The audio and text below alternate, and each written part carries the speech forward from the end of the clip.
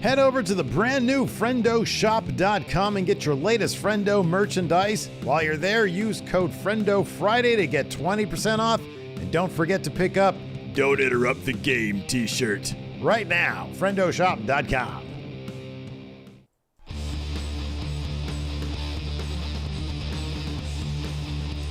Hey, Friendo, Steve here. Hey, Larson. And welcome back to Going In Raw, the only pro wrestling podcast you need to be listening to right here at youtube.com/Steven Larson. Available wherever podcasts can be found. And of course, taped live across all platforms, Twitch and YouTube at twitch.tv/Steven Larson, youtube.com/Steven Larson. And of course, this Saturday, that's 2 days from now, we'll be live. 3 days. Today's Thursday, Friday, today's Saturday. Wednesday. 3 days from now. Yeah, Saturday. Yes. We'll be live. Well, if they're watching this tomorrow, it'll be 2 days. We'll be live for War Games, Survivor Series. You think Regal's going to show up for War Games? Well, I mean, he was told to get the step in, so I guess he can walk out of the arena there in Chicago and keep on walking to Boston. We're going to talk about all that in a little bit here on today's episode of Going In Raw. But yeah, like I said, tomorrow we've got, on Saturday we've got that. Tomorrow is Thanksgiving. So hopefully all the friendos out there have a lovely Thanksgiving. And then the following day is what they refer to as a Black Friday. And, what's cool about that is that if you guys have want some new Going In Raw merch, some Friendo Club merch, we've got that at FriendoShop.com. Use Friendo Friday is the code. You get 20% off. It's our Black Friday deal. So we got that going on. Great deals. And then let's see here. On today's episode, we got a loaded AEW After Full gear to talk about. Oh, yes. But first, let's talk about this. We got Kenny Omega talking about Brawl Out moments, but seemingly right before he mocked the shit out of CM Punk in his match with the Elite against Death Triangle tonight. Oh my goodness gracious! Yeah, it was interesting. So after months of relative silence on the subject, we finally gotten the Elite's first public statements on Brawl Out this week. The Young Bucks gave their take on the most recent Mondays being the Elite, while Kenny Omega spoke about CM Punk's media scum tirade, the fracas. What a fracas. That followed during an interview with Sports Illustrated. This cleaner stated, when asked about the incident, quote, "There are things no one could talk about, so I'd encourage people to let it go. It doesn't change that we want a team effort in AEW. I don't mean implicitly myself and my opponent. It also means the referee, the fans, the people who set up the ring, everyone. Even a technical error can ruin the memory of a match. I could refer back to the exploding barbed wire death match. So I encourage people to move away from it because there is no information to be released. Though I cannot talk about it, I do want the fans to know I still want the best for pro wrestling." He goes on and talks about some events that happened over the last few days, providing some perspective. He says, the day after the pay-per-view, I was absolutely devastated by the loss of Jason David Frank. He's one of my childhood heroes. That evening, there was a mass shooting and LGBTQ club where 5 people died. It was absolutely terrible. After such a tragedy, it puts everything in perspective. This isn't Kenny Omega and the Young Bucks against CM Punk. It is people trying to show off their craft. You can boo Kenny Omega or the Young Bucks or CM Punk, but I hope people don't forget we're human beings struggling to show our art. That's it's a very diplomatic way of putting it. Moments before he trolled the shit out of CM Punk on tonight's Dynamite. It was all very entertaining. But here's the thing: I'm in terms of what happened tonight. Mm-hmm. It's obviously it was done just to elicit a response from the crowd. They were heeling it up. The Elite were over the top in their heel tactics in terms of trying to get the crowd fired up. Yeah, I mean the way Kenny sunk his teeth into Pac's arm was great. Was I literally guffawed. I never laugh out loud watching wrestling. Yeah. I was here and I was chuckling hard when he did it.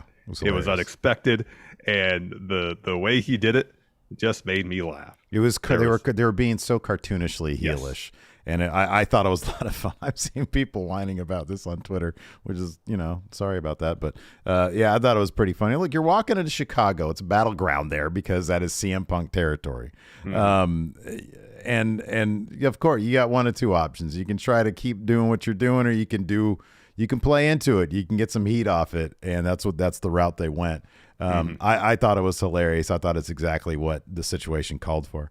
But yeah, I mean, what he's saying in the real life about how, you know, we're privileged in that we get to talk about silly wrestling stuff, and it allows us an escape from, and even the drama backstage at Brawl Out, you know, where there's a biting happen, and I know that there's bruised egos, but you know, CM Punk will be fine. He's probably going to get paid out several $1 million, so he'll be fine.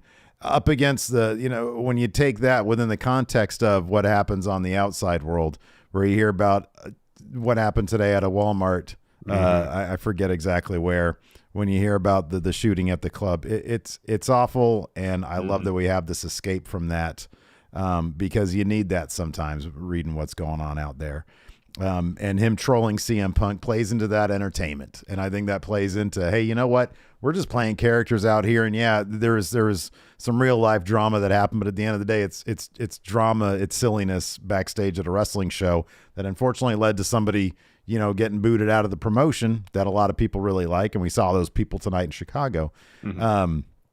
But that's sort of nothing compared to what's going on in the real world. So yeah, it was interesting to hear Kenny, who always has something interesting to say about stuff. That he does.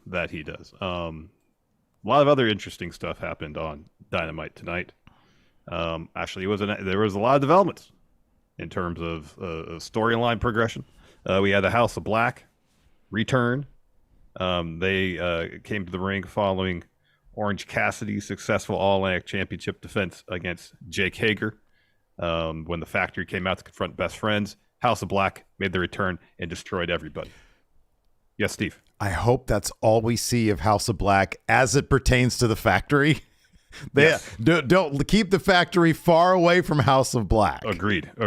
And I'll be honest, I even think that Best Friends are sort of under where they should be. I know, look, Orange Cassidy is very popular, Best Friends are very popular, but like, and if they have a feud and maybe Brody or Malachi Black comes away with the All-Atlantic title, that's a thumbs up for me, because I think they need some accolades. Yeah, but then move them on to like something, I don't know, a bit more substantial, like whoever comes out of the trios best of 7, you know, give them a couple feuds, then House of Black comes right in there, wipes the floor with whoever it is. Yeah, and if they're gonna get into a thing with Orange Cassidy is super over, I'd like the Best Friends to sort of take it seriously, because what they do is a lot of goofiness, and that's great. It's entertaining. It's awesome, but you don't want House of Black to get sucked into goofiness. Yes. When they're the ones who desperately need to be taken seriously. To be taken seriously and sort of the spotlight here.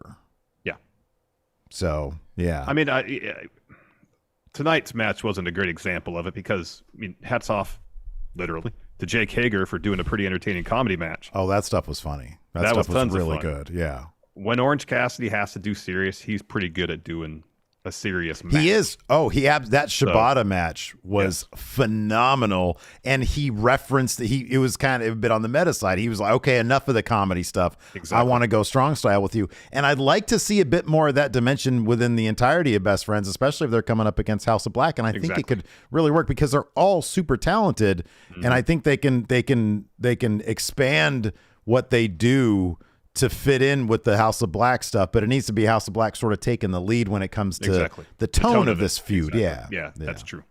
Also, we got the news, courtesy of Renee Paquette, that Thunder Rosa reached a mutual agreement with AEW to relinquish the women's title, and Jamie Hayter was named the undisputed women's champion, and retroactively, the interim label has been removed from Toni Storm's championship reign, so she will go down the record books as AEW Women's Champion.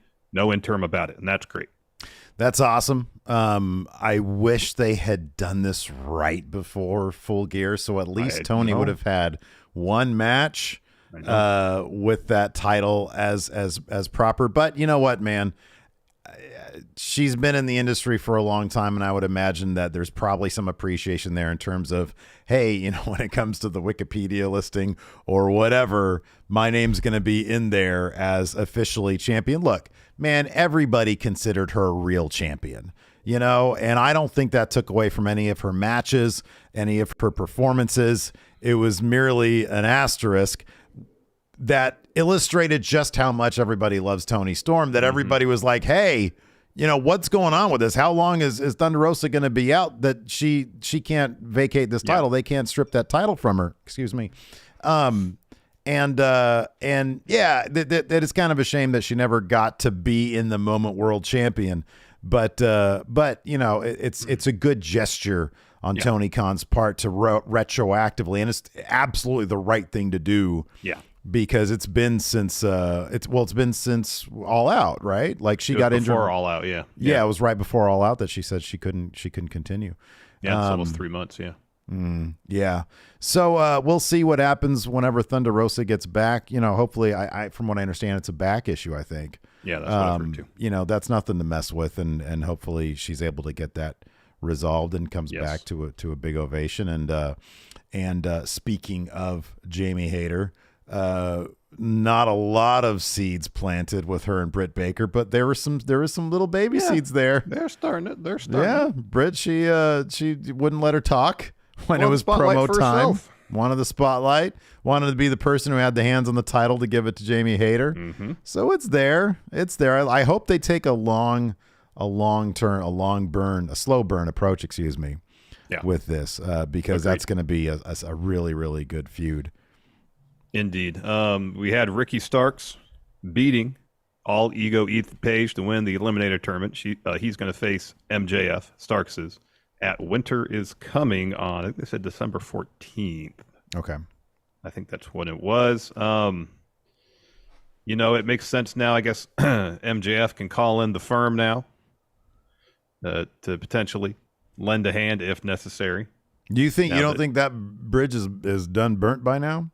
Who knows? Who knows? I mean, we're not going to hear anything from him till next week because he wasn't on the show tonight. He wasn't on the show. No. But with Page losing, he's going to have that chip on his shoulder. Yeah, he kind of looked like an asshole tonight. I'll be honest with you. I thought that this was a perfect opportunity to, Page gets this win. Because Ricky Starks was bandaged. He looked like, I think RJ City posted a gif of the Eddie. Because he was all basically his entire torso was bandaged up. Yeah. Right. Yeah. And Page, didn't really take the necessary advantage. I mean, that was the story. He was playing pretty arrogant, but it's like, man, I'm glad that they're seemingly going to sort of pull a trigger of sorts on Ricky Starks. He's going to have this championship opportunity. He'll probably look great in a loss, and then you can do whatever from there. But yeah, I don't know. I thought that the dynamic between what happened with the firm and MJF, I hope they don't simplify that whole thing, because he made them look like assholes, and for him to be able to just simply hire them back if that's the route they go, they need to do a little bit of splaining for that one, man. Yeah. And then the opening segment wasn't necessarily going the direction I thought it was. So we had Regal come out, and he teased that he's going to offer up some explanation for what he did, but in the end pushed because MJF wasn't there. Said next week MJF will explain it. Everything. Mox comes to the ring to confront Regal. You would think to get some answers about why Regal did what he did, rather than having Mox get any answers, rather than having somebody, whoever it may be, the firm, someone else, attack Mox to potentially write him off so he can finally go on vacation. We had Bryan Danielson come to the ring and essentially beg Mox not to beat Regal's ass. Got on his knees. Yeah. And it was a different direction, and it was one I actually really appreciated, because one thing that AEW has showed is they do a fairly good job of booking stories around personal dynamics. And you got, and Danielson, I thought, did a great job of explaining why he couldn't bear to see Mox beat up Regal.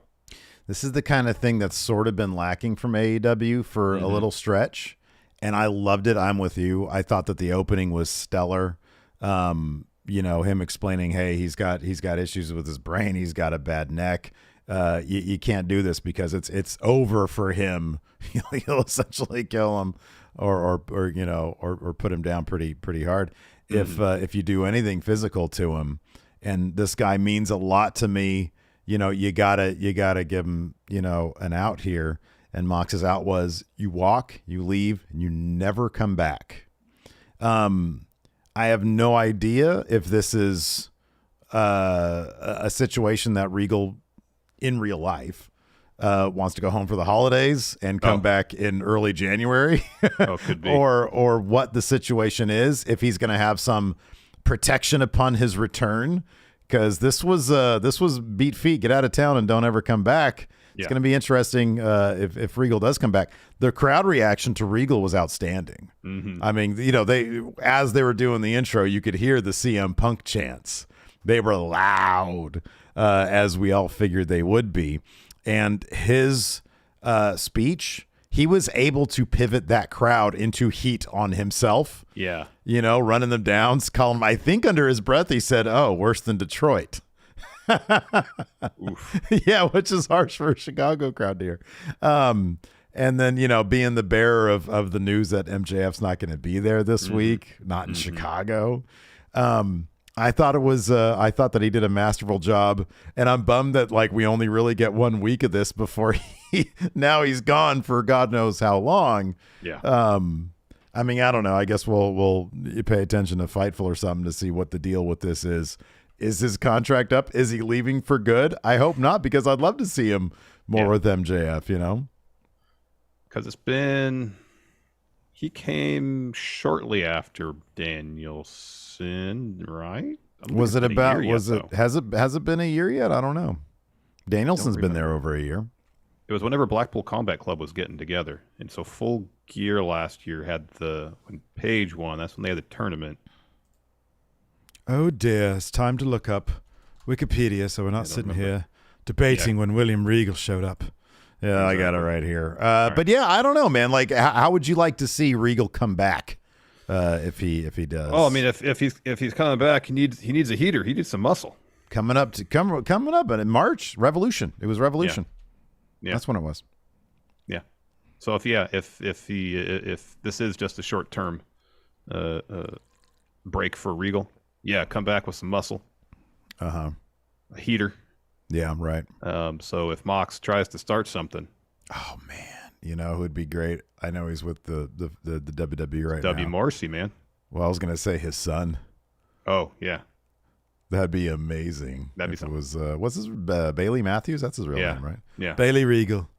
Yeah. Charlie Regal, something like that. I don't know. Yeah. I thought you were going to say W. Morrissey, because getting him more involved in the storyline would be cool too. Getting him involved in any way, shape, or form. I know. No, I think that'd be awesome too. Hi, W. Morrissey.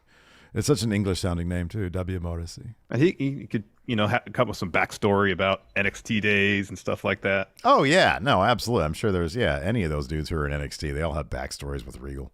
For sure. Yeah, it's awesome, man. All in all, dude, I thought that it was a really strong. I thought they focused on what AEW generally does well, and that, like you had said, sort of the stories involving the interpersonal dynamics and just really good wrestling. That main event, oh my God, we come back from commercial and Jericho's chest is just bleeding all over the place. Yeah, because of chops. I know. I don't think I've ever seen somebody's chest bleed like that strictly from chops. Oh my goodness gracious! It was a lot of blood. It was a lot. It was too much, man. Tons. Yeah, it was tons. Anyways, let's dive into the nitty gritty here in just a second. Let me get. We gotta pay some bills first, man, because we got some awesome sponsors over here. I gotta make sure that's right.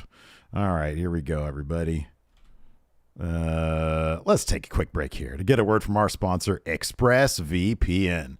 So we've spoken about the importance of using a VPN to protect your online security, but choosing a VPN you can trust is just as important. Yeah, it is. It really is. And we trust the brands we recommend here on the show. And after using ExpressVPN for a while now, I could say that ExpressVPN is the best VPN out there. Because here's the thing. There's a lot of cheap or like free VPNs out there that make money off selling your data to advertisers. How messed up is that? That's disgusting.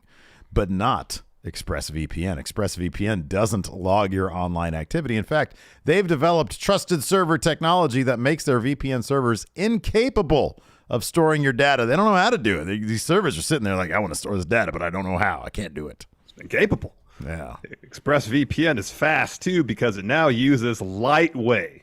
Whoa. Wow. The sound is fast. Sounds A new really VPN. fast. A new VPN protocol that makes user speeds faster than ever. So fast, in fact, that I can stream HD video with zero buffering. ExpressVPN is also extremely easy to use. You just fire up the app, you press one button, and you're connected. That's right. So protect yourself with the VPN that we use and trust. Use our link expressvpn.com/GIR today and get an extra 3 months free on a 1-year package. That's expressvpn.com/GIR. expressvpn.com/GIR to learn more. And before we get started with the actual recap, quick reminder, man, friendoshop.com. So we got a new like merch like provider, and I'm going through their catalog, right? Like this. Extensive catalog. Flipping through it. It's a big ass catalog. And I was like, okay, let me order some samples. I always like to get samples before we do this stuff. That makes sense. Because I want to make sure that it's only the most quality. Good stuff. Quality. And look at how much this white pops right here. I didn't mess around with filters or anything to get this white to pop. This is popping right here. And this is legit. I'm telling you, man. Even Lace put this on her. I was like, Lace, you got to put this thing on. It's super comfortable. Got a bunch of these hoodies over at friendoshop.com. Use code FriendoFriday to get 20% off. All right, that's all I'm going to say about it. That's all I'm going to say about it. Yeah, Larson, you got a question about Friendo So Shop? Anthony Tobias here says, I still want a beanie. Steve, do we have beanies at Friendo We got Shop? a beanie now. There's a beanie there. We got a beanie. And you know what? I'm going to keep on updating the shop over the weeks and months so you have just infinite Friendo merch. Unlimited Friendo merch. Anything you could conjure up, basically. Exactly. Yeah, right. So, yeah, beanie, bang, done. It's there. Done. It's already It's there. It's right there. Also, I wanted to give a shout out to our new members and patrons. Alyssa Leggett just became a new member tonight during this YouTube stream right now, like in real time. That shit's happening. Also, we've had Ivan Murillo, John Williams, John.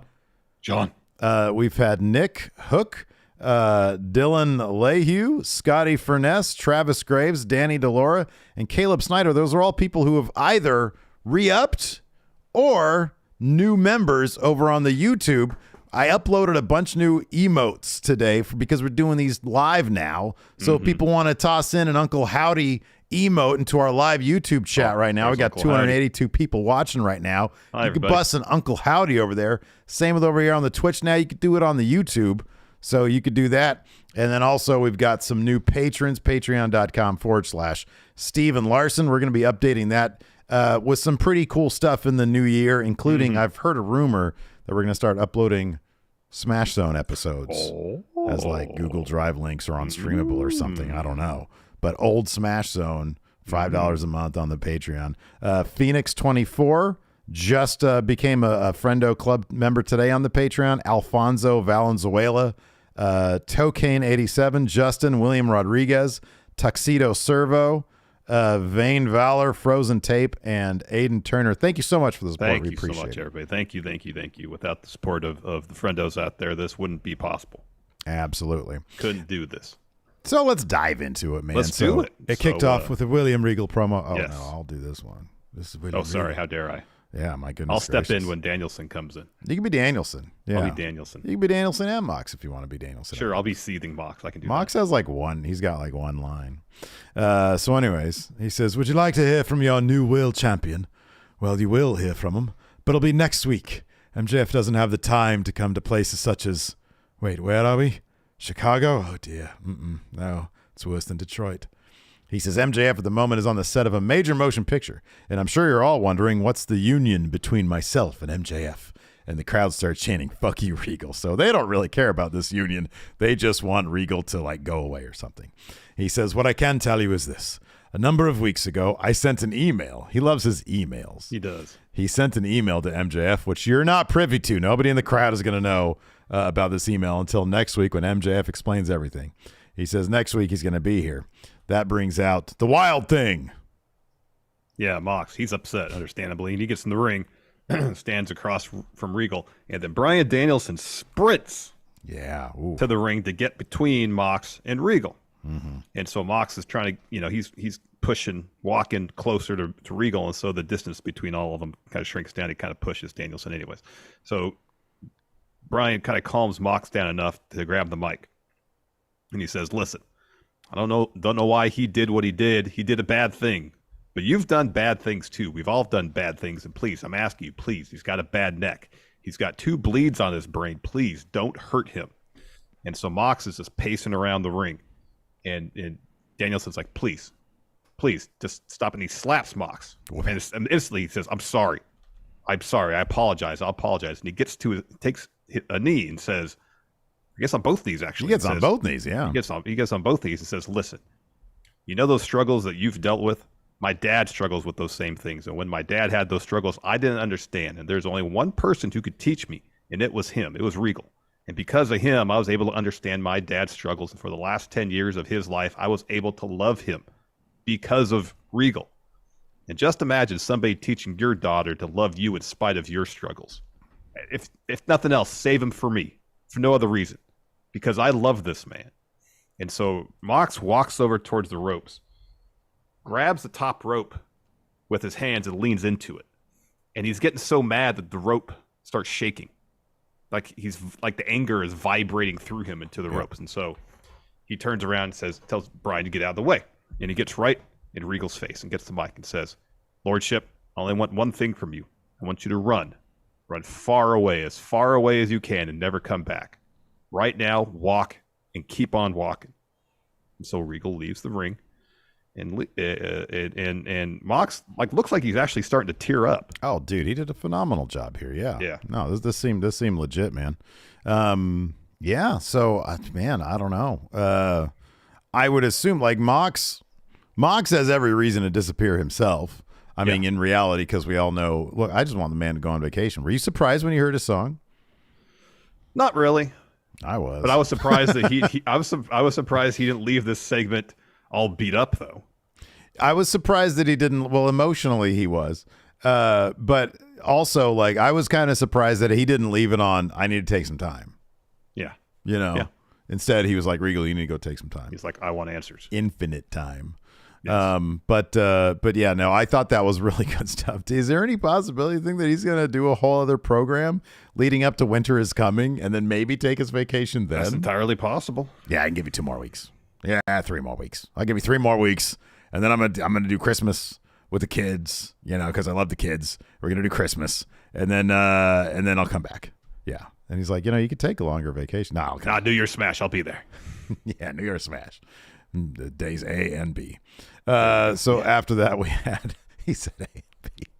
After that we had Renee Paquette backstage. She has an interview with Mopey Keith Lee. He's got his headphones on, and she's like, "Where's your head at?" And not that aggressively. "Where's your head at? Come on." So he says, Keith. She's like, "Where's your head at?" Following Full Gear, and Keith is about to speak, and then Swerve swoops in, and Lee's like, "Okay, dude, you need to choose your words wisely." And then Swerve looks over at the camera, and he puts his hand over the lens, and he's like, Let's talk. And Lee's like, away from the camera. And he's like, yeah, away from the camera. Like that. There's Steve. He's playing peekaboo with the camera. So again, a small moment. They didn't do a big thing in the ring. I think that would have been the bad move. This was a cool little moment here. Yeah, I thought so too. Follow through with something a bit meatier, but I thought this was a good little opening bit here. You have a story that's got a lot of potential there. Yeah. Don't rush it. Yeah. Blow off next week. Don't on drag Rampage. it on, but you don't need to rush this. Blow off. You have something good here Rampage. potentially. Take your time with it. Correct. Speaking of something good, I never thought I'd really enjoy a comedy match with Jake Hager, but lo and behold, I did. He had a match against Orange Cassidy for the All Atlantic title, and 75% of the match, actually not even the finish, so basically the entire match centered around that purple bucket hat that Jake Hager loves so much. So I would probably not put the purple hat at the bottom of the list of prizes in AEW. It wouldn't be the worst one because this was a big deal. Mm-hmm. You know, like I would actually maybe think that the hat was a bigger deal than the All-Atlantic title in this match. There was a big, like, because Orange Cassidy kept on teasing it, put it on. Hager literally prized the hat more than potentially winning the match. That's what I'm saying. Yes. Exactly. And I love that Orange Cassidy did the bullfighter thing with the hat in 2.0. That was pretty funny. And then he was about to put it on, and what's-his-face, Garcia, like, rips it away from him, and dude's able to get it back. And then eventually on the outside, you know, he elects to drop Hager with a suicide dive instead of putting the hat on. And he does that, and Hager's able to get control of him, and he ragdolls him everywhere, and the hat comes flying off, and then there we go. And then the finish saw Hager putting on an ankle lock, and then Orange breaks it up by grabbing the hat. Yeah. Hager is more into the hat than winning the match, and so that allows Cassidy to hit an Orange punch. Hager doesn't fall, though, and so Orange has to roll him up afterwards to get the win.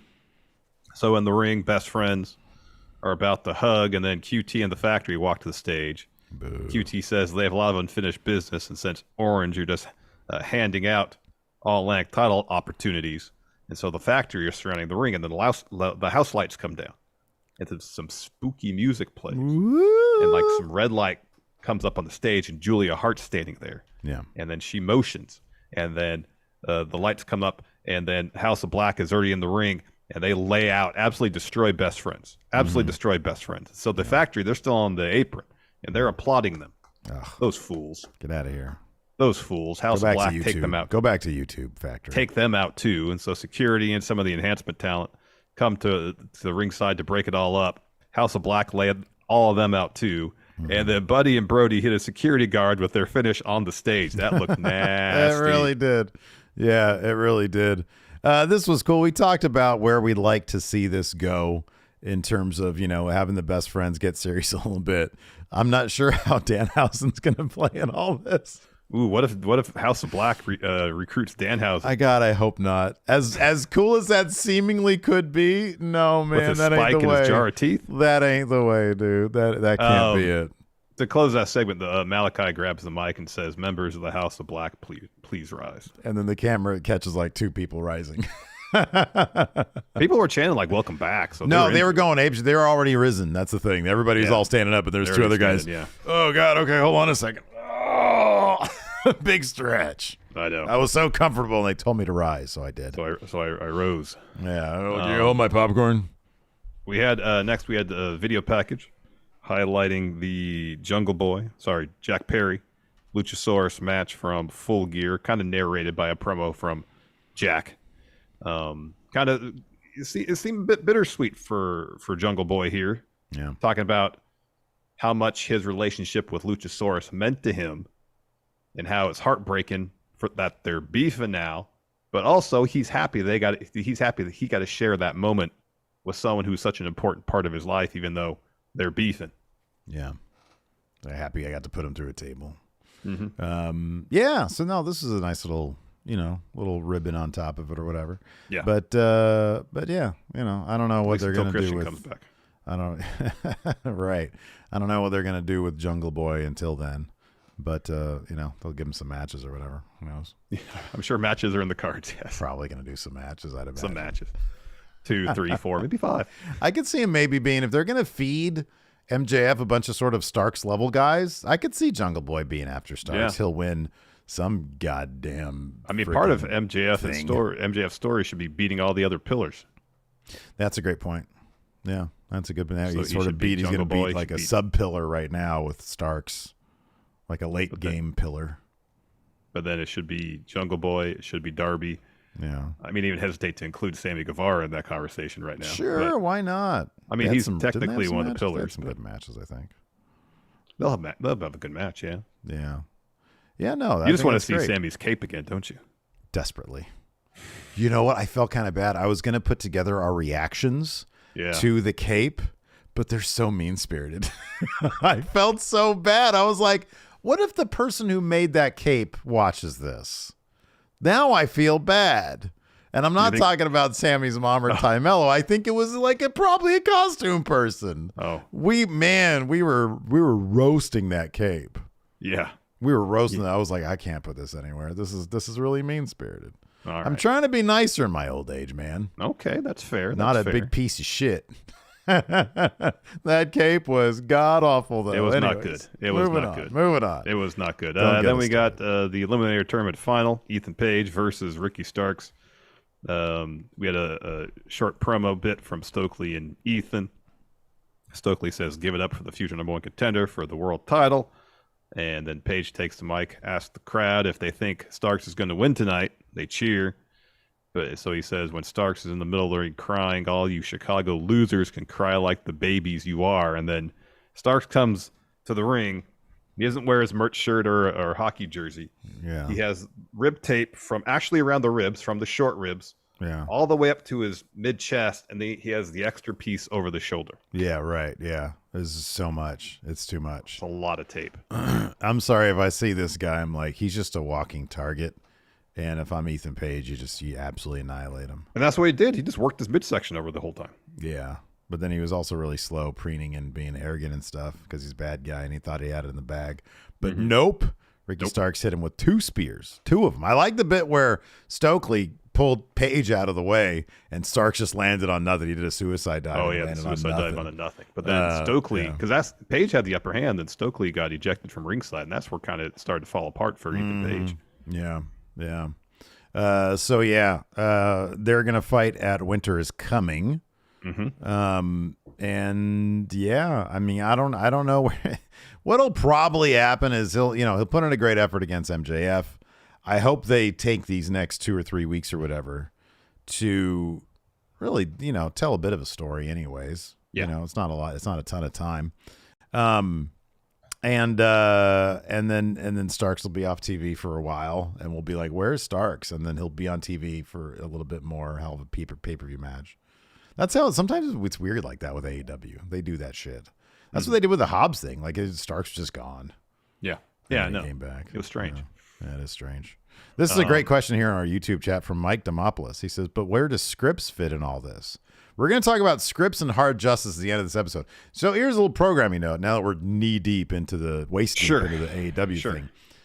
It's Thanksgiving week. We're going to give a little bit of time for ourselves. We're not even going to review NXT this week. But I did watch the SCRYPTS bit and the Hard Justice bit. And so after our AEW review tonight, at the tail end of the show, we're going to talk about those things. Yes. Yes, briefly. Yes. We got a quick Full Gear TNT title match video package narrated by Wardlow. He's angry at Joe. It's still Wardlow's world. Yeah, were you disappointed when he busted out the catchphrase? Yeah. Yeah, me too. It was going fine until then. It was going fine. But then, what? Another thing that bugs me is when somebody is not champion and they claim to be champion, especially if they're a good guy. If they're a bad guy, it's fine. If they're a bad guy, it's like normal. Here's another thing, too, is Wardlow, if you watch the match, he's looking over at Joe while he's doing the power bombs, at least initially. When he kind of got into the rapid fire ones, maybe not so much. But initially, he was like, power bomb? All right, Joe's laid out. Power bomb? All right, power bomb. And then he just got really into it. So it's like, you should have some concept of maybe what happened without watching the tape. Oh, well, what the thing is, though, that blast with the TNT title gave him a short-term memory loss. Short-term memory loss. It's like you get into a car accident. You're like, what happened? I don't know. I'm blacked out. I have no memory of that moment. Thank you for explaining that. That's a good explanation. We get a video recap of Jade Cargill confronting Bow Wow backstage at, I believe it was a Bow Wow concert. I think they said Miami. Okay, right on. It's like a Miami high school of some sort. That I don't know. No, I don't know. Yeah, this is cool. I like when they do this. Jade sort of picking and choosing the hip hop stars of yore to either feud with or to, align with. So that's kind of cool. This next bit was great. So Renee is interviewing Jade, and Renee asks about the bit with Bow Wow, and Jade's like, I'm not giving any more clout to Bow Wow. I'm happy I got my belt back. No thanks or no help from all you. But I'm happy Red to the baddies, to Layla and to Kira.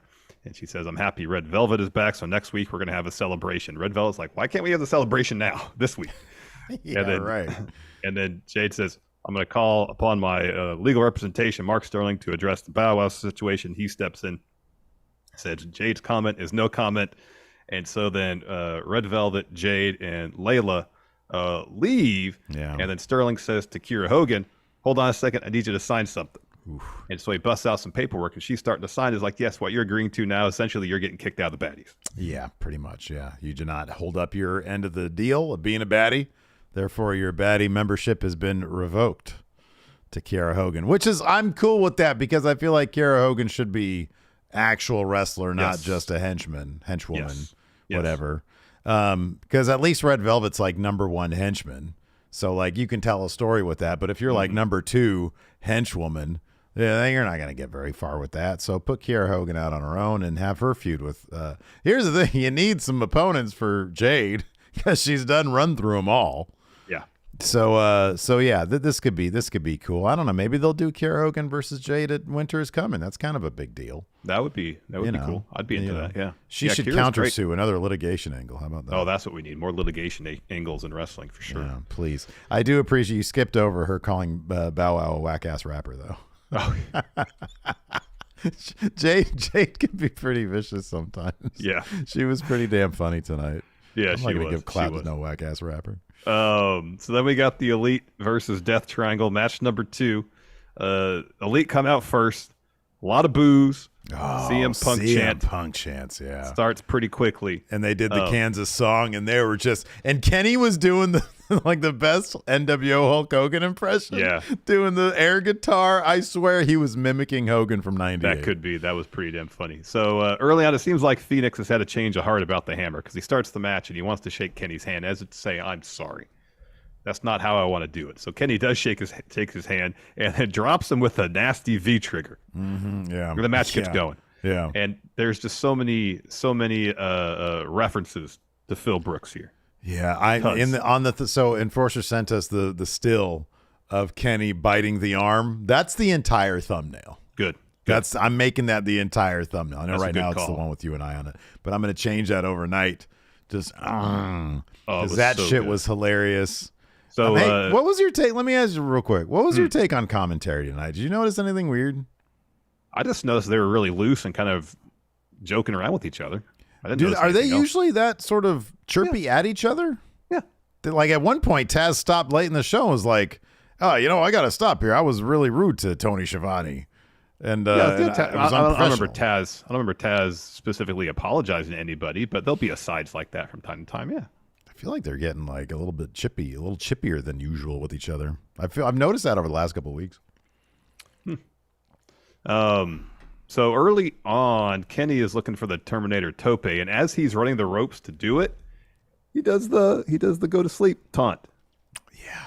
And then Phoenix hits him with the cutter, and then Phoenix follows with a great tornado to the Elite to the floor. So Pac had a face mask because he broke his nose at Full Gear, and so early on. Or about halfway through, Kenny hits him with a back elbow, and Pac's really selling it. He rolls to the floor. Matt hits him with a penalty kick, and that's when Kenny bites Pac's arm. And he really, really dug into it. Yeah, that was awesome. And he was so cartoonish with it, and commentary was flipping over it, and it was awesome. And then later on, he hit one of them dudes with a GTS. Yeah, he hit Pac with a GTS. Yeah. Because Pac was isolated for a bit because they took his mask off, his face mask off. That was so good. And so they were just like hitting him in the head repeatedly. Yeah. And it was a GTS because at first Kenny was going for a one-winged angel. Pac escapes that, so Kenny hits the GTS. Pac kicks out. So Kenny tags in Matt. The Bucks set up for a Meltzer driver. Phoenix breaks that up. Pac rolls up. Matt gets 2. Phoenix takes out Kenny and Nick with a suicide dive. Pac is trying to hit a German suplex on Matt. Instead, Matt low blows him while the ref is busy arguing or talking to doing whatever's going on the floor. And so while that happens, Cutler slides a ring hammer into the ring to Matt. Matt picks it up. And then Penta gets in the ring behind him, and he pulls out his own ring hammer. Whoop-a! Blasts Matt with it. Are you going to leave out Matt friggin' licking all over that hammer? Sorry, licking the hammer too. It was the most... inappropriate kind of licking very as over well. the top. Very over the top. So then Pac covers Matt to get the win. Death Triangle is up 2-0 on the Elite, but now Phoenix is upset that Penta used the hammer. Hey, Phoenix, get on board, amigo. Because, come on, man, hammer is life. This is, you and I were talking about like, oh, they need to do stories in this thing. Fuck that. The only story needs to be hammer. The entire best of 7 has to be all about who gets advantage with hammer. Are there multiple hammers? At one point, are they going to have a hammer scramble match where it's just like a bunch of hammers in there? Is the 7th match, everybody has a hammer. I know. I agree. Yeah, 100%. You gotta have a shot, like halfway through like a really good match. Hold on, let me finish my thought. Me first. No, I have a good idea. Come on. You gotta have the bit in the middle of the match where everybody, they take a beating, and everybody stands up, they have the stare down. You do that, but everybody's got a hammer in their hand. Listen, this is match number 2. How many hammers were there? 2, yeah. In match number 3, you put 3 hammers in there. Match number 4, there's 4.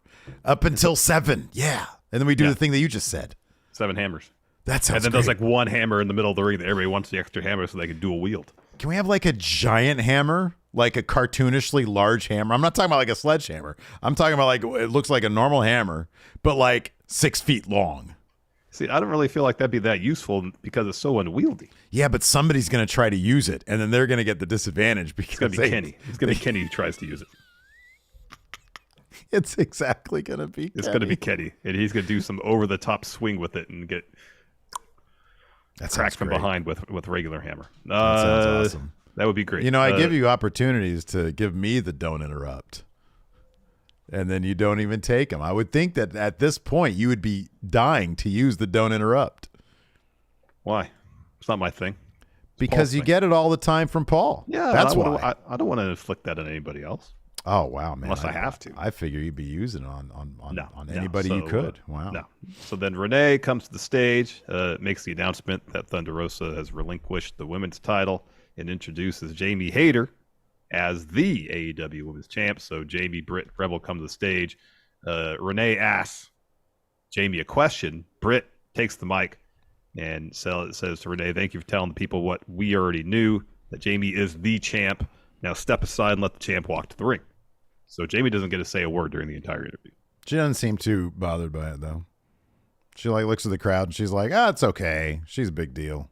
It's all right. It's all good. Uh-oh. Lost him, everybody. See if I can get him back. Whoa. I mean, she was like kind of... I got him back. I got a big one, everybody. Here I am. There you go. Nice. So then we got a triple threat tag match. Jamie Hayter and Britt Baker taking on Anna JAS and Ty Mello versus Sky Blue and Willow Nightingale. Fun bout. Britt and Jamie get the win on Sky Blue, I believe. Yeah, it was Sky Blue. Yeah, because she hits Ty with the code stomp, red. Yeah. Then Britt breaks up the pin. Jamie hits backbreaker. Britt with stomp for the win. And then the ref's about to give Jamie Hayter the belt. Britt takes it from the ref so she could give it to Jamie.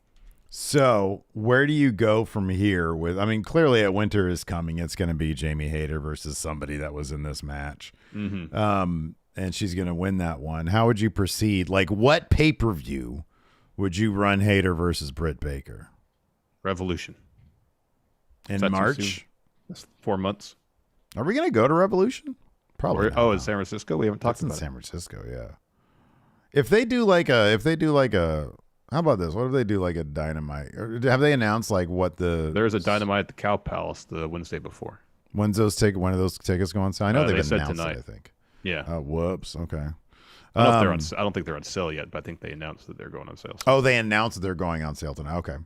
That could be cool. I'd be down to go to like a Dynamite because we've never been to a Dynamite. No. We went to Double or Nothing. We went to All In. We went to All Out. Yeah, they've never done a Dynamite in the West Coast before outside of LA.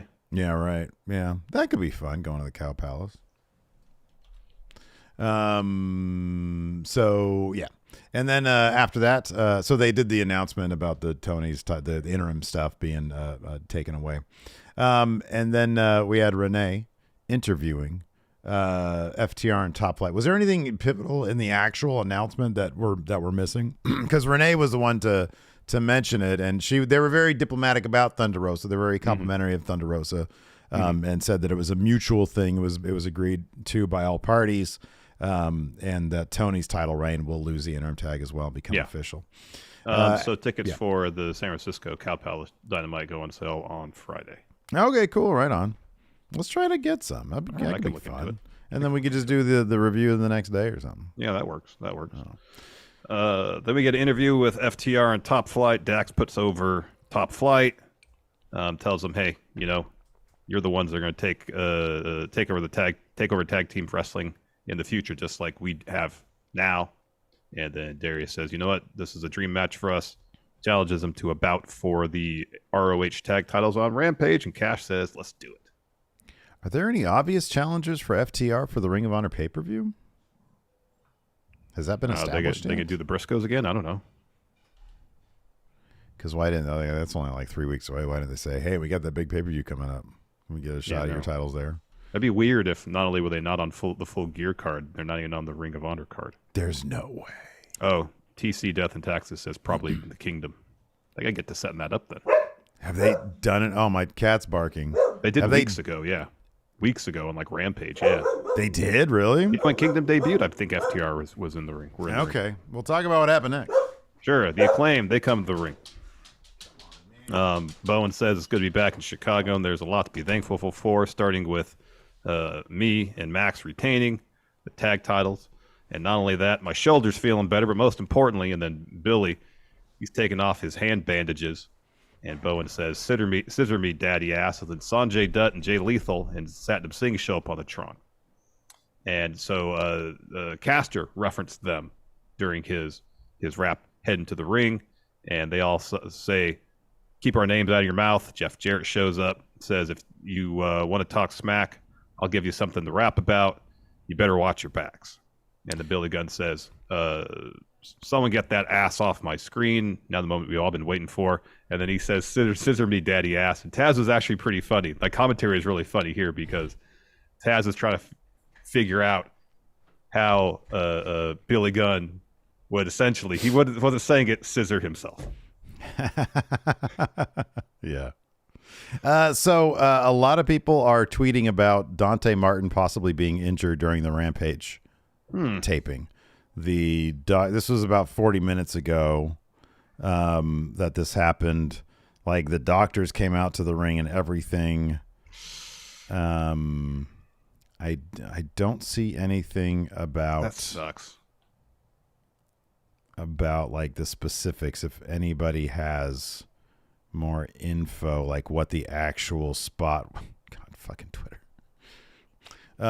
what the actual spot was, if that info was out there, that'd be good. But yeah, good man, gosh darn, those guys cannot catch a break. Yeah, I know. Man, that's a bummer. Hopefully it's not serious. Nothing serious. Yeah. No kidding. Boy, oh boy. And then we had our main event, Tomohiro Ishii taking on Chris Jericho. Ishii spent, I don't know, like the first 10 minutes of this match chopping Jericho repeatedly in the chest, and Jericho was bleeding a ton. It was awesome. This match was phenomenal. I mean, talk about fucking strong style, dude. These guys were just killing each other. Yep. Man, oh man. Yeah, this was phenomenal stuff. It really was. This might be Jericho's best match in AEW. It was so good. It was really good. It's definitely his best match as Ring of Honor champion. Yeah, this was really, really good. It was like Ishii just brought out the best in Jericho. It's like in terms of the pace, in terms of the style, it just fits into what Jericho does now. Yeah, sure. So well. Not kind of, brawling, but there's also like wrestling involved. It was great. Mm-hmm, yeah. So the finish of this saw Ishii looking for a brain buster. Jericho blocks that. Ishii's looking for a enziguri. Jericho catches it, locks on the walls of Jericho. Ishii manages to roll over and gets on his back. Well, then Jericho starts dropping some elbows on Ishii and then locks on the Lion Tamer. Mm-hmm. And Ishii just, he's trying to wiggle out, free himself. He just flips off Jericho, and Jericho wrenches back more, just really cranks back on his back, and then Ishii has to tap at that point. That middle finger was fucking hilarious. God, that was so great. Good. Yeah, it was great. Yeah. So then Jericho walks up the ramp, and he's got his sights set on Ian. Riccaboni, Ooh, yeah. who's at commentary. He throws the Ring of Honor title on the ground. He's talking crap. Claudio walks out, decks Jericho. So it seems like maybe we're getting Claudio and Jericho squaring off at Final Battle. Yeah, I figured that'd probably be at least one of the options available. So yeah, that's cool. Yeah. And that's your Dynamite. I thought it was a really strong Dynamite. It was a well-paced. It felt, and it honestly flew by. It felt less segmented from Rampage. Like Jade Cargill typically is on Rampage, but she was featured tonight. There was Wardlow had been doing duty on Rampage quite a bit, and we got to see him even though it was in a promo. It felt like all hands were on deck for tonight's Dynamite, and I kind of feel like it needs to be like that a bit more often. They try to do as much as they could with everybody, and I always like that. So yeah, let's go ahead and answer some questions. If you're in our YouTube chat, fire up a super chat or two and ask us a question. Twitch chat, you know what to do. And we got some right here on the Patreon. Oh, hold on. Aren't we going to talk hard justice and scripts? Oh my gosh. What am I thinking? How could you forget? So, of course, mine's already on Thanksgiving tomorrow. Yours should be too, man. I'm about to have some stuffing. I want some of them stuffing sausage cupcakes you were talking about earlier. I'm not going to call them muffins because they're so delicious. They got to be cupcakes. So anyways, yeah, food. No, hard justice. For weeks. Well, first let's do scripts. For weeks. Okay. For weeks, we were like, okay, who is the scripts guy? Is it a faction? Is it a single person? Sometimes the voice sounds a little bit different. The vibe of those videos was very menacing. Very menacing. Yeah. It was like, hey, I'm gonna come and torch the PC if you don't sign me, and I'm gonna kidnap your cat if you don't give me a deal. That kind of stuff. Yeah. And then it's Reggie. Sorry, spoiler alert. It's Reggie wearing like just a bunch of. He looks like an ill-conceived papier-mâché project. All right. A mess. I mean, just a mess. Looks like they threw a bunch of like orange and black cardstock on him because it's like really loose and stiff looking outfit. Yeah, the fabric looks very rigid. Yeah, with this mask that just how can anybody wrestle in this thing? Mm-hmm. Yeah, I. It's not what I was expecting. Like Reggie's great. I really enjoyed what he did in the 24/7 division. I know it got a bit repetitive for a stretch, but he's super athletic. He's got tons of charisma. Yeah, and I don't know why. I mean, maybe the idea is just if we just try to find a new gimmick for Reggie, well, people are just going to say, well, that's Reggie.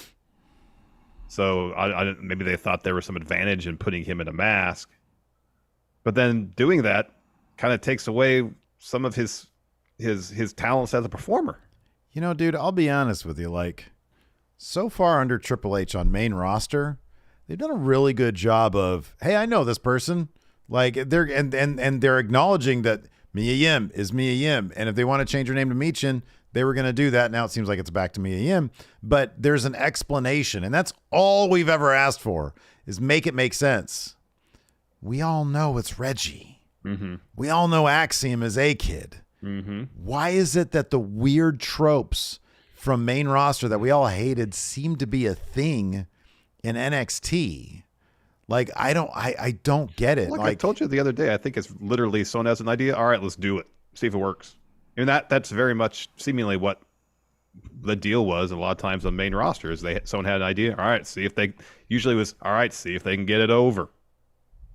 Like the onus was on the performer. You literally just sounded like Bruce Pritchard right there. That was exactly what I was trying to do. Okay, that's what I thought. It was the onus was on the performer to try to get something not great over or potentially not great. And if they didn't get it over, the blame was always put on the performer and not whoever came up with the terrible idea. Yeah. So I don't know. It doesn't. What was presented to us on NXT didn't feel in any way in line with the video packages that preceded. No, it didn't. Yeah. Scripts whatsoever. Yeah. Yeah, dude. If there was some explanation, like it was Reggie, he felt, that he had been left behind. And here's the thing. I appreciate, the funny thing is, like, over at Wrestle Juice, my other channel, I did a video like wrestlers who have been quote unquote left behind by Triple H. Within 3 weeks, that video was outdated because everybody I talked about, and this is a compliment, everybody I talked about has been used in some way, shape, or form. You've seen Lacey Evans a couple more times, Xia Li a couple more times. Reggie now has a place. Jinder was seen in a 2-minute match against Braun Strowman. So, like, they're trying to find roles for people that are already there. And I can appreciate that. So for Reggie, if he's like, man, I was a sommelier, I'm not cool with that. Give me, like, if this was like Reggie saying, hey, I don't want to be that. I could be a masked character with some cool stuff, and we can start from the ground floor. I don't know, man. I'm not a fan of that just because we had already been introduced to Reggie. Now, if you want to take that character and let's see, even if it's like a 3-week transformation. Tell that story, though, yeah. Give him a story where he comes back as SCRYPTS, and then debuts, I guess, this way. But I don't know. There's nothing about it that I'm like, this. Maybe he wore this kind of shit when he did Cirque du Soleil. I don't know. I mean, the one thing that stood out, I mean, is Reggie, and like some of the stuff he does in the ring is absolutely incredible. But from a character perspective, the thing that stood out is like between moves, he'd kind of right in the air. Like he had a quill in hand. And if the story was, I wasn't happy with my story, if you will, on main roster, I went to NXT to write my story now. Yeah. Hence scripts, hence the writing and stuff. Maybe that's something. Yeah. I don't know if that explains the outfit. But it's a story at least. Yeah, right. So I don't know, man. It was goofy. Reggie is a lot of fun as a wrestler, though. Mm-hmm. He's a lot of fun. I just was dying laughing when, I don't know, on somebody, I don't know, what were we doing? You, me, I think we were doing our predictions, weren't we, for Survivor Series? Yeah. And on then Tuesday night, and then Forcer had mentioned SCRYPTS, and I was like, well, who was it? And then he didn't know. And so I typed into Twitter, and I typed into SCRYPTS in a Twitter search, and it just said SCRYPTS is Reggie is one of the things that was trending. And I clicked on it, and I was dead laughing at that mask because it's like, it's just Reggie. We know it. Like, we can see his face clear as day. The mask doesn't really cover up that much. And then you see him in the ring, and he's just doing all the flip stuff that he used to do. That was very unique to him and his Cirque du Soleil stuff. Yep. But no, it was silly. And then at the end of, I believe it was at the end of the episode. So Wesley and Carmelo Hayes had their North American title match. Wesley came out on the winning end of that. And then from behind emerges Hard Justice. That's right. I love this. Dude, okay. So do I. Love it. Because it's clearly Steven Seagal. Well, it's 80s action movie character, early 90s. Yeah, Seagal was like late 80s, early 90s. Well, it was a combination of that, but based on how much Just for Men DIJAK has. Oh my God. His goatee and his hair. It is later Steven Seagal for sure. Yeah, right. And that's the vibe I got, is when Steven Seagal just got a can of spray paint and just did his hair. The goatee and the hair seems like it has more spray in it than hair. He's got the aviators. He's got the black trench coat. Oh, he's got the grimace.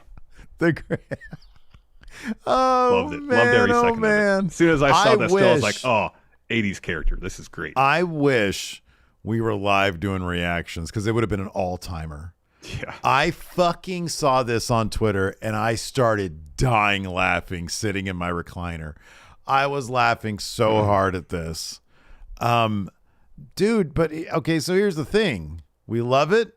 How the fuck is this going to play? How is this getting him re-prepared for main roster? Dude, this is terrible. No, look at this. Imagine this. If they do some like really cool 80s movie inspired action bits with him, like for vignettes, that'd be awesome.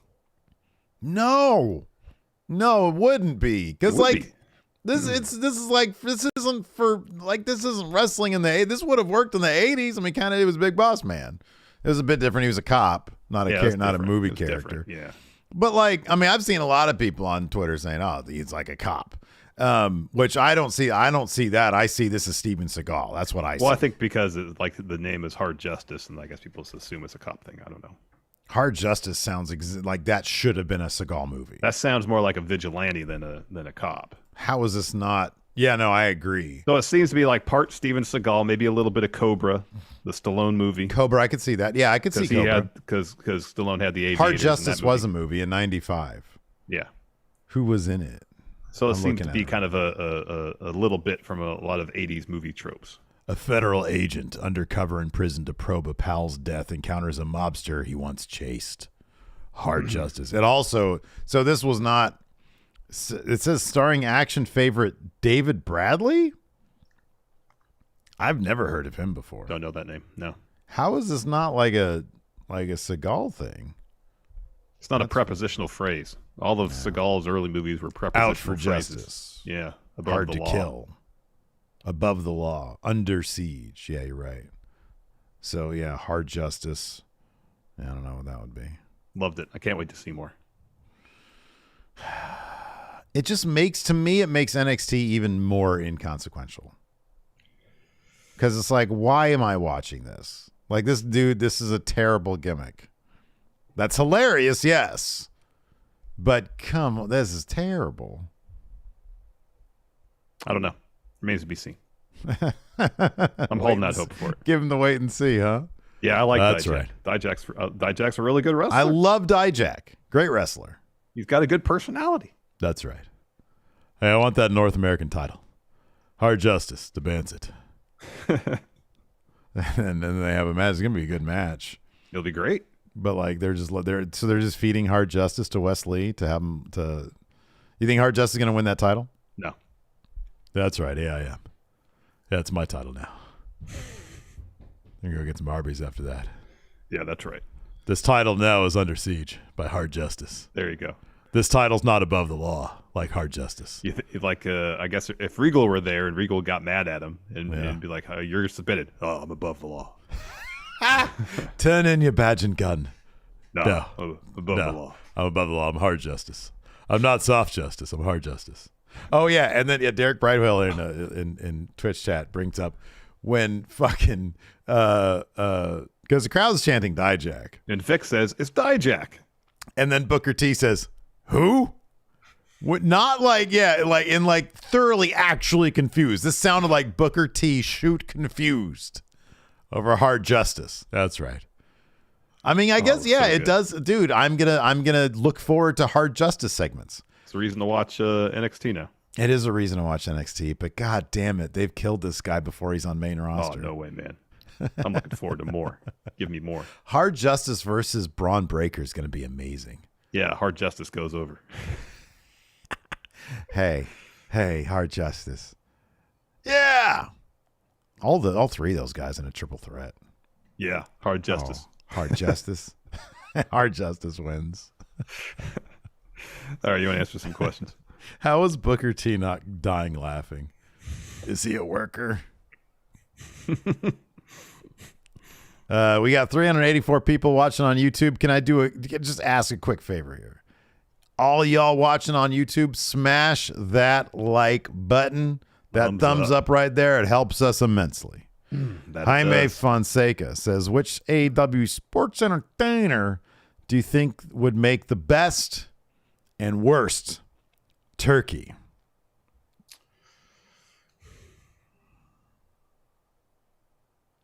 I feel like Hager would make the worst one. Okay. I feel like Matt Menard might make the best turkey. Good turkey. I'm going to say Garcia makes the worst because he's younger and inexperienced. Okay. I'm going to say that. I'm going to say like he still goes to his parents' house for Thanksgiving. All right. So do I, but still. So I'm going to say he makes the worst. Who makes the best?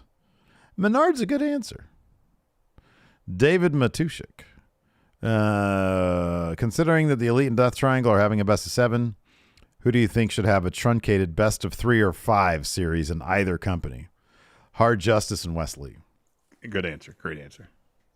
I'm sorry, but all the answers are going to include Hard Justice. Hard Justice and Von Wagner. Hey, Hard. Yeah, that's right. That's right. Blake Whitehouse. So the reason why people think "Carry On My Wayward Son" is an emotional song is because it played during a very emotional, heavy scene in the show Supernatural. No, that's not why. Nobody thinks that, Blake. Like my stepkid might think that. Summer might think that because she loves that show. Oh, wait, yeah, that's the one. Supernatural. I've never seen Supernatural. Yeah, you're not missing much. No, well, they said that they used to listen to that song with their dad. Plus, it predates Supernatural by probably 30 years. Yeah. Tokane, which would you rather not see? CM Punk returning and squashing the Elite, or CM Punk returning to WWE and dethroning Roman Reigns? Which one would you not want to see? Which would I rather not see? What do I not want to happen? Yes. I don't want to see. Oh my God, give me a break. It's CM Punk returning to WWE and dethroning Roman Reigns. If nothing else, the Elite got to troll him tonight. That's so true. If he came back, I'd be like, whatever. But if he came back and dethroned Roman Reigns, I would pitch a fit. Yeah. That would demand some hard justice. Hard justice. Yeah, that's right. That's right. Gregory Fiella, now that House of Black is back, do you see Buddy and Brody going for the tag titles while Malachi goes for the TNT or All Atlantic? Or will they be squashing opponents for months until? They need a direction and story like right out of the gate. Brody needs to get that. Of the wheels. Yeah, Brody needs to get that All Atlantic title. And I think Malachi could do without it because he's like the leader, so he's got that as a title, quote unquote. And he needs to be setting his sights on at least TNT. At least TNT or Hager's hat. Yes. I want that hat. Give me the hat. Wonderful shade of purple. My personal favorite color that isn't black. Purple's number 2, but it's very high up on the list. But we're not going to do that as our thing. But I want that hat. Give me the hat. That's right. I like that hat. It's a good hat. Yeah. Yeah, I'm going to put that hat on. Hard justice. Time Erased here in Twitch chat says, what does Hunter think about hard justice and scripts, Reggie? I don't know. I don't know. You want to call him in? It's pretty late. He's at the ready. No, I know he's up. It's his Zoom status. I'll say that. I'm saying this. If we do that, that's it. After the show, after that, I'm done with the show. I can't do anymore. It takes too much out of me. We'll hold off. Sometimes you got to hold back on. Two more questions, and then Triple H, and then. Yeah, he just texted me. He said his voice isn't up for it. He did a lot of talking today. Oh, that's interesting. Yeah, it's right here. It's on my iWatch.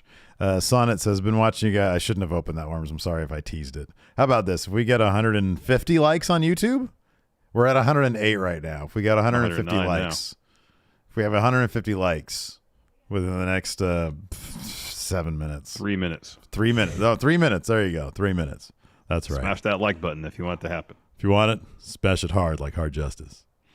Sonnet says, been watching you guys since the Machinima days. And I've had a lot of fun getting into wrestling along with your podcast. While I like the potential a darker Danhausen has, yes, I also really love his goofier character work. Do you see Danhausen moving on to this dark version of himself permanently or finding a happy balance? If the pay-per-view is to be believed, it's a happy balance because he was the darker version of him in the ring, and then the interview, he's wearing somebody's goofy big suit. Mm-hmm. Mm-hmm. Yeah.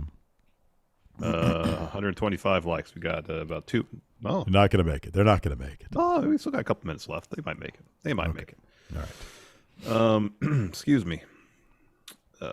Alex Foster here says, besides CM Punk, what wrestler could you believe stand up for poor Larson against that bully Triple H? Oh, what wrestler could you be? Oh, easy. Hard justice. Hard justice is the right answer. That's right, yeah. Hey, stop picking on that guy, all right? We're almost there at 143. He's shorter than me, but he's solid people, and he's a law-abiding citizen. Hard justice, Hey, hard justice. Hard justice says no. Oh, man, we fell short by 2 likes. No, we still have 2 minutes. Oh, we still have 2 minutes left? Okay. Yeah. Nick Kyle says, is Wrestle Kingdom next year almost like a Forbidden Door? Oh, no. Almost like a Forbidden Door situation now that an AEW and a WWE guy are wrestling on the same card. Yeah. And I said this earlier, I don't know, yesterday or something. Wouldn't be shocked if AJ joins them. Not to wrestle, just to accompany them. To be there. I think Triple H understands the value. I think he understands the value. And in fact, you can talk to him about that now. because I think he understands the value of a little interaction like that, a little bit of the. I have one topic I need to discuss with Paul, and that's pretty much the extent of it. So Sounds like you want to talk to him. Okay, yeah, that's a let's rarity. get this going. Okay, well let me go ahead and zoom in. In the meantime, paperwork. Don't even worry about the paperwork. It's fine. There's paperwork right here to do. You got no paperwork to do. I got some hard justice paperwork. All right, here we go. Hello, hi. Hello. Hi, this Paul. is a special occasion for me. Don't interrupt. Special occasion because did you guys even watch that dog shit AEW Dynamite tonight? What a load of crap. I've been on the internet. Everybody's saying it's garbage. They haven't been the same since Don't Interrupt Me. God, they have not been the same since Cody left. And guess who got Cody? That's right, the game did. Triple H, Paul Levesque, I got Cody Rhodes. And now I've got Hard Justice. How exciting is that? I've got Cody and Hard Justice in the same company at the same time. Very exciting. Very exciting. Very exciting, correct. Looking forward to Survivor Series War Games this weekend. Very much. Very exciting. It's a very exciting pay-per-view. All hands on deck. We've got 6 exciting matches. Wait a second. Hold on. Don't let me check that. Nope. I just misspoke. It's kind of late right now. War Games. I think we got 5 matches. We got 5 matches because those War Game matches are very long. Lots of surprises. Don't interrupt. Lots of surprises. Twists and turns. It's all about character and story. Agreed. That's what really sells good professional wrestling. I agree, and you're doing a bang up job of that over there at you know who's got the greatest character and story right now? It's Hard Justice. That's right. I'm a huge fan of Hard Justice. Huge. Going back to War Games. Yes, Steve. How can I help you? It's Survivor. Not 5 matches is good, but it's Survivor Series. It's one of the major 4, so maybe an extra match for the fans because we love the product. We love WWE's product. We just want a little bit more, maybe. All right. You know what? I'm gonna do this. It's late, so maybe I'm a little bit loopy. Sean was on the phone with me earlier, pitching me all sorts of crazy ideas. Most of them are like, based off of Seagal movies from the 90s. You think he's just getting finished up with Hard Justice? No, this is just the beginning. All sorts of Seagal type characters, all to be played by DIJAK. There's going to be a whole DIJAK division. Wow. Yeah, it's very exciting. Yeah. Very exciting. Yeah. So no, that's good news. What was your question? Maybe another match or 2 at a Survivor Series. Maybe. But right now it's perfect. It's immaculate. It's like a Shakespearean play. Why would you possibly want an? Oh, you conniving son of a bitch! You conniving mother effer! I think if anybody appreciate a little politic, look at that! Look at you! You try to use the golden shuffle on the enforcer, who's a piece of trash, and because he's a piece of trash, you know what? I'll give it some thought. How about this? How about this for a match? How about this? The monster among monsters, Braun Strowman, will have a rematch against Jinder Mahal at War Games. How's that? Is that good? Is that good for you? I mean, it's a 6 match. I really can't complain. Right. I was no hoping, complaining, after no interrupting, and no complaining. What we saw on SmackDown, maybe New Day versus Imperium. I think that'd be great. That's a headlining SmackDown match. I need big ratings for Fox. We've got this TV thing. No, I think like a squash match. How about this? Okay. Would it be better for you if it's Braun versus 2 local enhancement talents? 2 local competitors, Braun versus them. You never know. Maybe it's 2 guys. 4 limbs against 4 limbs against 8 limbs. That's how many the other guys have. It's 2 arms, and 2 legs against a guy with 2 legs and 2 legs. Sorry, no, my God, Braun's got 2 arms as well. Yes. Yeah. Also, keep in mind this you might be in your favor because Braun's been sick lately. He was backstage. He was coughing up a lung. So maybe you've got a chance. Have you ever seen Supernatural? It's great. I love that show. There was this one scene where they did the Wayward Son song, which is trash because it's not metal, but I'll be honest with you, it brought a little tear to my eye. Oh, really? Yeah, no, not really. It was trash. That show is complete garbage. I can't believe you'd believe that I'd say that. Anyways, Hunter, I don't want to. I know it's late for you. You got a holiday tomorrow. I don't want to take up too much of your time. Thank you so much. I am so tired. You got to get your sleep. Right now it's 11:39 over here in Stamford. Yeah, and I'm pretty tired. I got to get my full 8.5 hours of sleep. 8's not enough. Sounds great. You got to get more. You see the Elite trolling the shit out of Phil. How funny was that? I bet he was at home stewing. I'm going to call him it off from a don't interrupt me, even with laughing. I got to go. Goodbye. All right, thanks. He's already gone. How'd that go? Did you get your match? Great. I don't know for sure, but I mean, it went because well. figured that's why you were so into the idea. Yeah, you're super behind in predictions right now. Yeah, I need that sixth match. I mean, the matches he was proposing, the sixth match he was proposing were gimmies, so it wouldn't really benefit me much. But maybe here's what I'm thinking. What was one of the ones that he pitched? Braun versus Jinder. Braun wins that. Well, here's the thing. Whoa, hold on a second.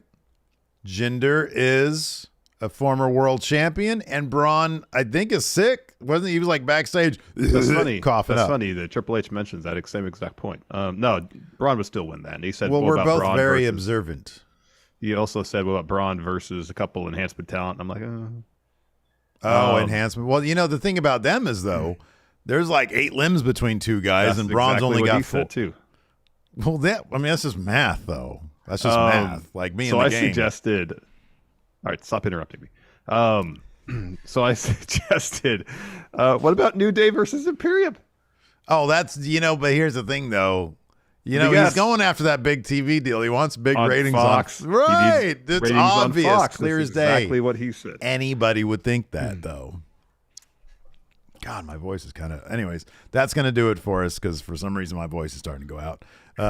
Thanks everybody for hanging out with us tonight. We really appreciate it, and from the bottom of our hearts, hopefully you have a wonderful Thanksgiving. Yes, A little advice: stay away from politics talk over the Thanksgiving turkey table. If you can maybe find a recipe for some cupcakes that are comprised of stuffing and sausage inside, that would be. I'm going to try to do that. Thanks everybody for tuning in. We appreciate it. Till next time, we'll talk to you later. Goodbye.